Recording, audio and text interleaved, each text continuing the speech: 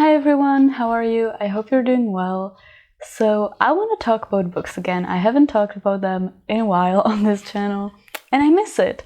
So yeah, I want to talk about a couple books I've read, but not in the typical monthly wrap-up format because I'm very behind on that.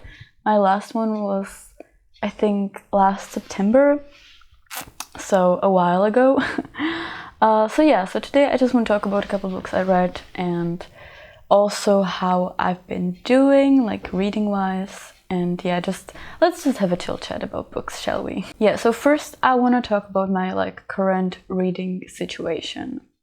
So basically, I'm in a bit of a slump, and I think it kind of started this summer because I didn't have a lot of time to read because of work. And I planned to read a lot of books and I was really excited about it, but then I just didn't have, the time and also the mental capacity to read them. So I was just kind of bummed about that, and I started listening to loads of romances because they're easy to digest, and also when I was listening to audiobooks, I could listen to them while going to work and traveling, working out, whatever. Not that I did a lot of working out this summer. Anyway, I read a lot of romances, and romances are great, and I really enjoy reading them this year. I used to not be a romance reader. I kind of am a romance reader now, but still, reading only romances gets a bit repetitive for me personally. And I think that's kind of where my slump began, because there was a very big difference between the books I wanted to read during the summer and the books I was actually reading. So yeah, and then this slump kind of continues on, even though right now I do have the time, kind of, to read, and I also have more mental capacity to read, and yet I'm struggling to read. So the books I'm reading right now are actually pretty cool. They're very interesting. I'll get to them later. And yet I'm just not into it as much as I usually am, and it makes me very sad and also kind of frustrated because I have a ton of books to read, and so in my mind I'm like, great, I have books to read, I kind of have time to read them, amazing, but then I'm not enjoying it and I'm like, what is going on, So first of all, I think getting myself to sit down and pick up a book is kind of difficult. It's just I kind of have to force myself to do it, which sounds wrong, but when I do finally pick up the book and read, it's fun. So it's not like I'm forcing myself to read. It's just I kind of have to force myself to start, and then it's good. But also I can't read for longer periods of time. I used to be able to read for 4 hours straight, no problem. And lately I'm reading for 30 minutes or an hour, and then I'm like, you know what, I'm not feeling it anymore. Yeah, so I'm in a bit of a slump. Which is making me sad, but I think I just have to accept that and just read as much as I can when I can, and when I can't, I guess I just have to accept that I can't. It's not the end of the world, but yeah, it's making me kind of sad. I was thinking of different ways how I could combat this slump, and I thought maybe I should try to read different books. I could try to pick up different genres and see what works.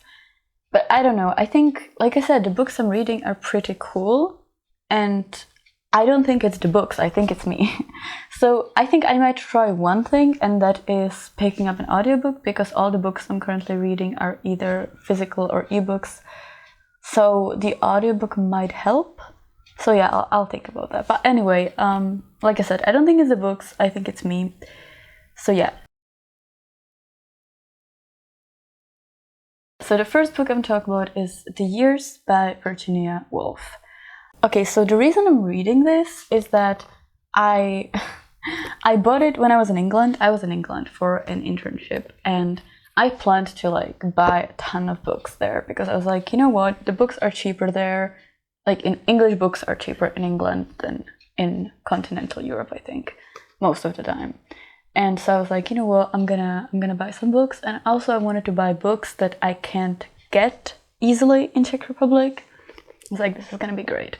And then the first book I bought was The Years, which is a book I could easily get in Czech Republic, or I could probably even get it from a library. I don't know. By the way, I'm sorry that my nose is stuffy. I have allergies and it's really annoying. So let's just ignore that. Anyway, so the first book I bought there was The Years. And literally the only reason I bought it was that I saw it in like a secondhand bookstore in Cambridge called Heifers. By the way, highly recommend. And it cost like £3. And I just wanted it, you know. So I got it. And I'm currently on page 124. And it got me a while to get there. Like, I've been reading this so slowly.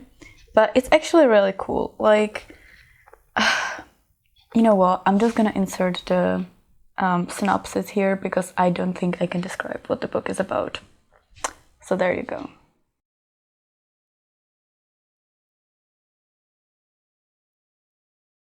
So now that you know what the book is about, you can judge for yourself whether you would be interested or not. I generally want to read all of Virginia Woolf's books, and I started with The Lighthouse a while ago and I just couldn't get into it. Like, it was just too smart for me. And it was right after school ended and I was just tired. Like, I just couldn't. So I decided to go for this book, which is supposed to be more accessible and like less experimental. And it's definitely more accessible. It still takes a while to read, I think. And yeah, now you're probably thinking, wow, no wonder she's in a slump when she's reading a classic. This is not all I'm reading. But yeah, it's pretty cool so far. I'm enjoying it, even though it's taking me a long time to read it. The next book I just want to show you very briefly because it's Czech and it has not been translated into English, I think. And it's this book. Just look at the cover though. It's so beautiful. Like, look at that. And also, it's beautiful like inside as well. It's great. And it's also a really good book, at least so far. So yeah, but I don't want to talk about it because if you don't speak Czech, you can't read it. So yeah. So there's that. The next book I'm reading is kind of a long-term read, and it's this one, Mirror of My Heart. It's Persian poetry by women, and I'm just reading this like continuously. I've been reading it, I think, since like the beginning of 2022, and it's pretty cool. I like it. I only read like couple of poems at a time, but yeah, I like it, and I would definitely recommend. Also, again, it's so beautiful. I don't know. I'm also like writing in some things, like my thoughts and stuff. So yeah, very much enjoying this. I'm feeling very intellectual whenever I read this, to be honest. And the last book I'm currently reading is on my e-reader, and it's Song of the Dead by Sarah Glenn Marsh. It's a sequel to Reign of the Fallen, and I'm gonna talk about Reign of the Fallen later in the video. But let's just say I'm enjoying this, even though because I'm in a slump, I'm not enjoying it as much as I could be enjoying it, but yeah.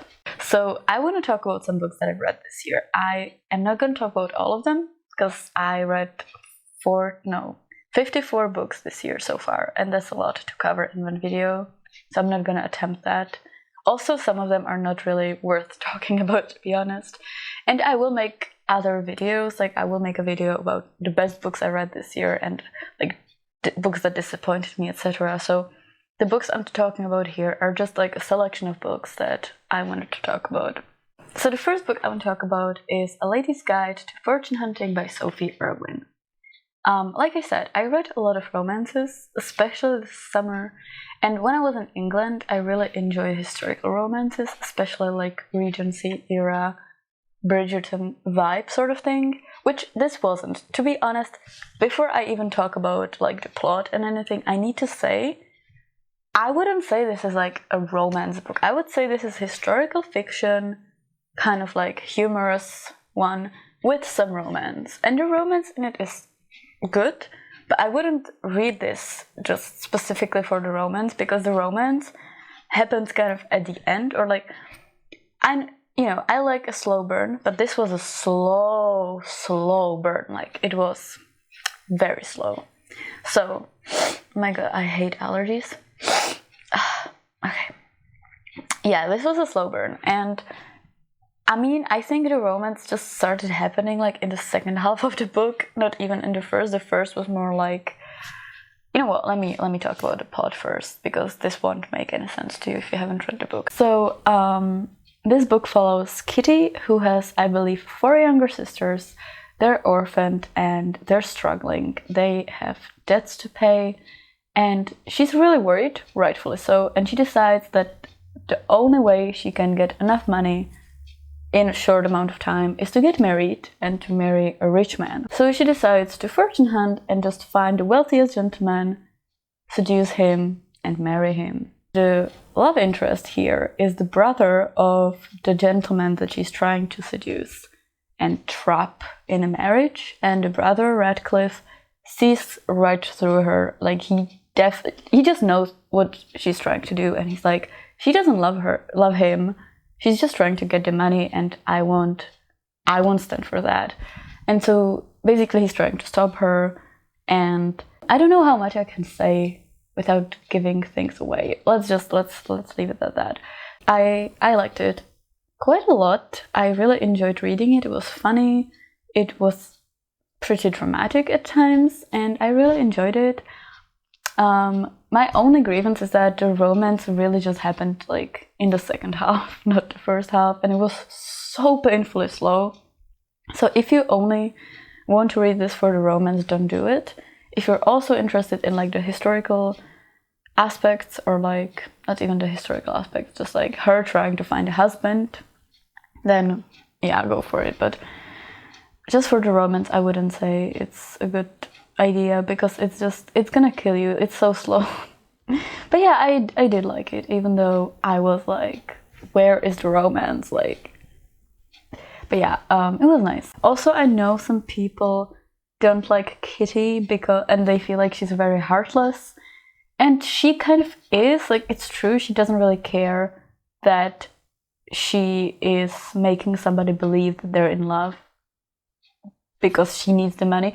But even though I don't like support that, I also get it, because she was really desperate. She like needed the money desperately, so I get that. But yeah, overall I gave it like 4 stars, I think. Was good. Next up, we have 2 other Regency era romances by the same author, Martha Waters, and they're in the same series, but it's actually book 2 and 3. I skipped book 1 because I started with the second book, and I saw that it's part of a series, but the first book just wasn't interesting to me, so I was like, you know what, I'm just gonna skip it. And I think it worked well. Like, I didn't feel like I missed any context. So yeah, so the first book is To Love and to Loathe, and the second one is To Marry and to Meddle. So in the first book, we follow Diana and Jeremy. I think Jeremy is Diana's brother's friend. In any case, they've known each other for a while, and Diana is a widow. Jeremy is a bit of a rake. You probably know where this is going. And anyway, they have kind of banter going on. They argue a lot. They have both like strong opinions. And one night they decided to make a wager, and Diana bets Jeremy that he will marry within a year, because Jeremy is that kind of guy who's like, I will never marry. It's not for me. You know, that kind of typical Regency era rake. That's exactly that. And she bets him. She's like, yeah, you will. And then a couple days later, he comes to her with a different kind of proposition, because he had like loads of lovers. Like I said, he's a rake. But the recent one really just killed his ego, saying that he's not great in bed. And it shocked him. He was like, oh my god, am I bad in bed? He was shocked. And so he went to Diana, because she was the only person who he knew to just give him her honest opinion. And he was like, you know what? Let's have an affair. And at first she was like, why would we have an affair? Like, we hate each other, kind of. He was like, do we? Anyway, sorry, I'm making this way longer than it needs to be. Basically, they kind of got into an agreement where he was like, I need you to honestly tell me if I'm bad in bed. Like, I need you to give me like honest review. And in turn, what she got out of it was gossip, which may sound a bit ridiculous, but she was a widow and she wanted to take a lover. But because this is a Regency era, she couldn't just say, I want to get a lover. because even though she was a widow, there are certain rules, etc. So she wanted to use this gossip that her affair with Jeremy would produce to signal to the other gentlemen that she's available. And of course, it's a romance novel, so we all know what happens. I really liked it. I especially liked the conversation about sex. Can I say sex on YouTube? We'll see. I especially liked the conversations around sex because, like I said, Jeremy wanted honest critique, and he got one. Like, he was surprised. And without any spoilers, let's just say that Diana kind of explained to him that in his position, being a man, having a lot of power, he slept with women who didn't have that power, and so maybe, just maybe, they weren't like totally honest with him, or they didn't feel comfortable being honest with him. Maybe. So yeah, that was great, and generally I enjoyed it. It was one of the... I had COVID in March, and I listened to 3 audiobooks. Like, I binged listened, because I was just lying in my bed the whole day just listening. And this was one of the audiobooks, so I read it like basically in one sitting, and it was fun, it was enjoyable, I would recommend. So the second book in the series, To Marry and to Meddle, follows Emily and Julian, and basically they...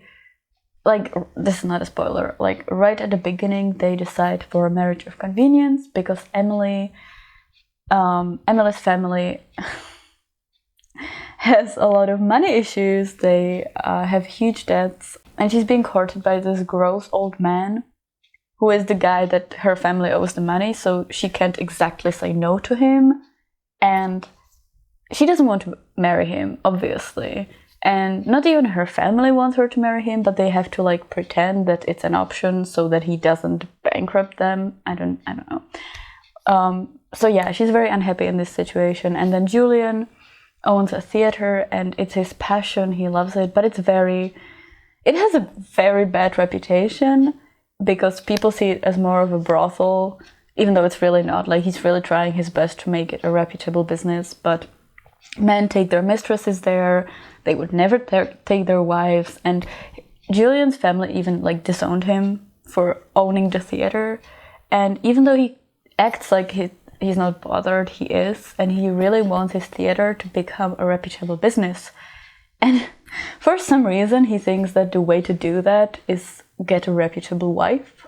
And Emily has the purest reputation of all. He's like, you know what, that's the perfect wife. And so they get married. They both know that it's a marriage of convenience. Nobody's pretending anything. But again, this is a romance book, so we all know what's gonna happen. Yeah, so what did I think? I liked it. It was definitely...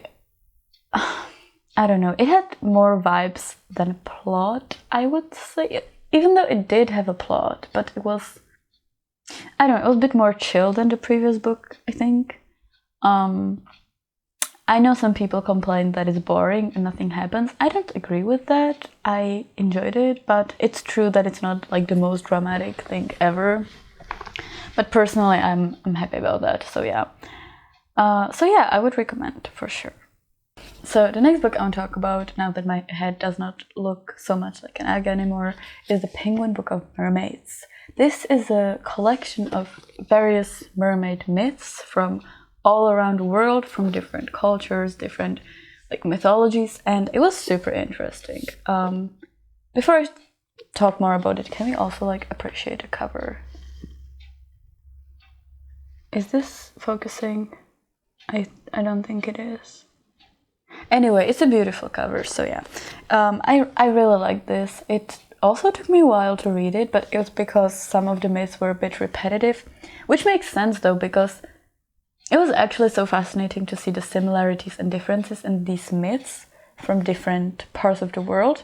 Like, they were so similar in certain aspects, which is just, I don't know, maybe I'm the only one. Maybe this is like such a nerd thing. It probably is. But it was just so interesting to see that cultures that did not interact with each other at the time had like very similar myths about like water beings. And also, of course, there were plenty of differences, which was, again, very interesting to see. I don't know, if you like mythology and myths, I would say this is a great book for you. The next book I want to talk about is A Very Large Expanse of Sea by Tahereh Mafi. This was also one of the audiobooks I binged listened to during COVID, by the way. This book was phenomenal. I'm actually not going to talk about it for very long because I don't think I have the words to describe it. If you're interested, I would recommend going on Goodreads and reading some reviews, especially by Muslim readers. I can only recommend this book, honestly. It's about Shireen, a teenage Muslim girl who was growing up in the US, and the book is set a year after the 9/11 attacks. So she's facing like tons of Islamophobia, xenophobia, just racism. It was actually crazy to read all that because the things that the teachers and her peers and just people said to her were so horrible and like so hurtful. I mean, it was an amazing book, but this was awful. Like reading how badly people treated her was awful, and knowing that this is how people got treated and sometimes still get treated today is just fucked, honestly. So yeah, it's definitely not like a happy, chill YA romance. It is a YA romance book, but it's not something to just read in one afternoon and then be like, yeah, it was fun, let's forget about that. It will make you think. It will probably make you very angry and sad, and for that reason, it's important to read it. So I would very much recommend it. The next book I want to talk about is All Boys Aren't Blue by George M. Johnson.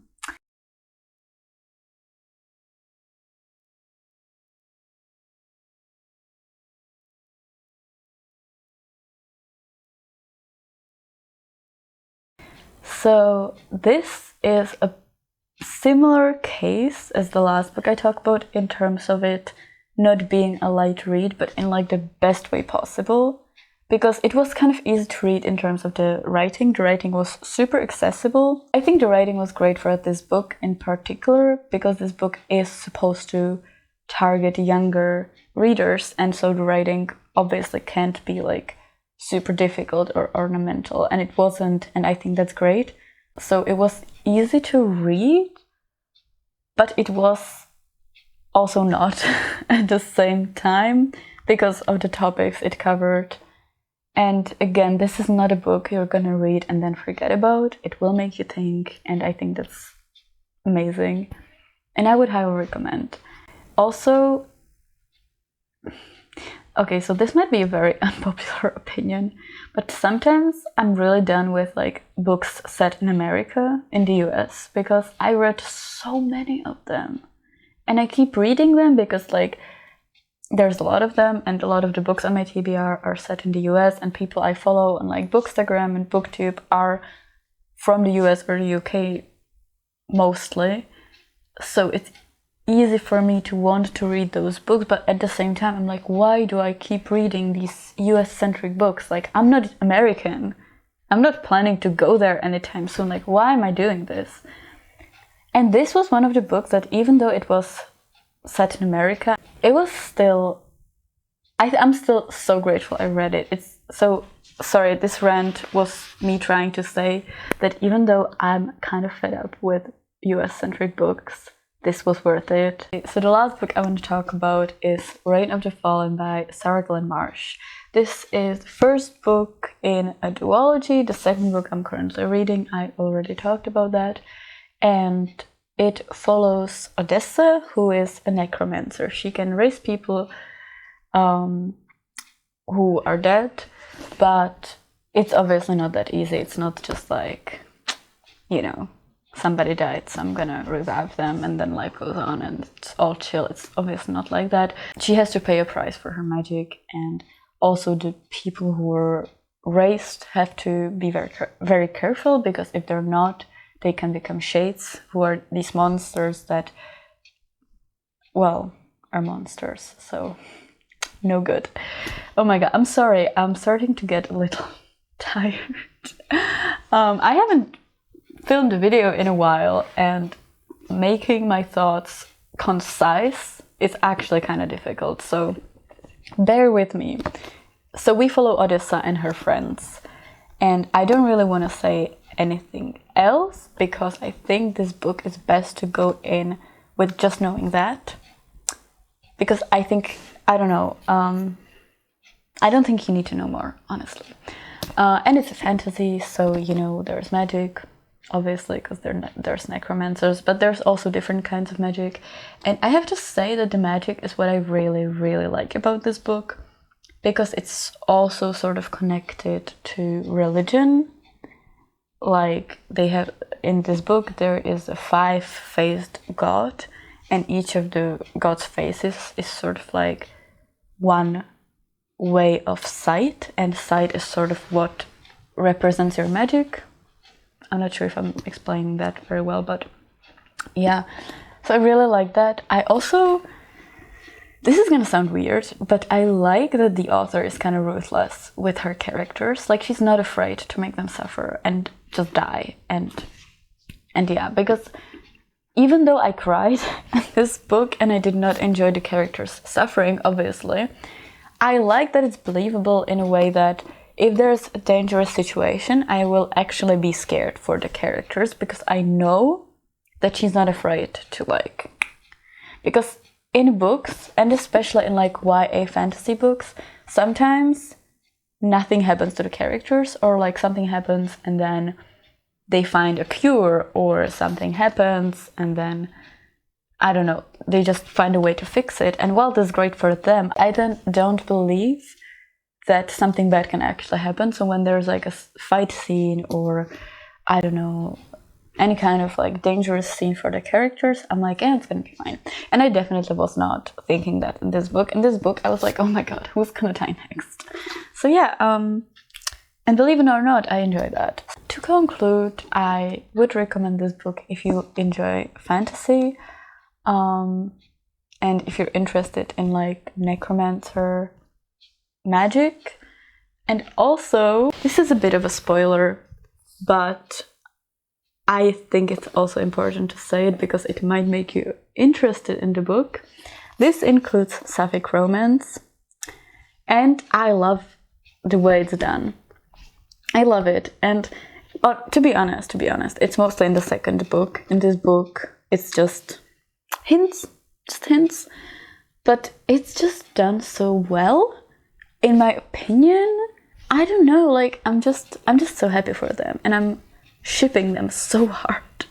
And right now in the second book, like, there are some not ideal things happening, and the way they're like trying to keep their relationship and they're like fighting for each other, I just love that. So yeah, queer necromancers, recommend.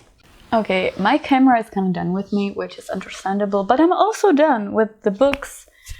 These are all the books I wanted to talk about. So yeah, I hope you enjoyed this video. It was a bit messy, and I think it was a bit long. Hopefully not too long, but yeah. I will probably make a video like this again, where I like chat about my current reading and maybe complain about something book related, and then talk about some books, because I'm not sure if I will get back to the monthly wrap-up concept, purely because I don't think I'll have time and motivation to film a video like at the end of each month. And also, some books that I read, I don't feel the need to talk about. Like, I've read a bunch of other romances and I was just like, they were good, but they were like, I don't feel the need to talk about them. So I feel like if I did a wrap-up, like a monthly wrap-up, I would kind of feel forced to talk about all the books I read. So yeah, I don't know. Also, I'm not sure how much I'll have time for reading once the semester starts, because this is my final year of uni, and I think it's gonna be interesting and maybe a bit intense. I don't know, we'll see. I need to write my thesis, so yeah. But anyway, we'll see how that goes. For now, thank you for watching. If you finished the video, congratulations, honestly. Sorry for my sniffing. I know it really annoys some people, but it is what it is. It's the allergy life. Like, what can I say? yeah, I hope you have a good day and maybe I'll see you next time. Bye!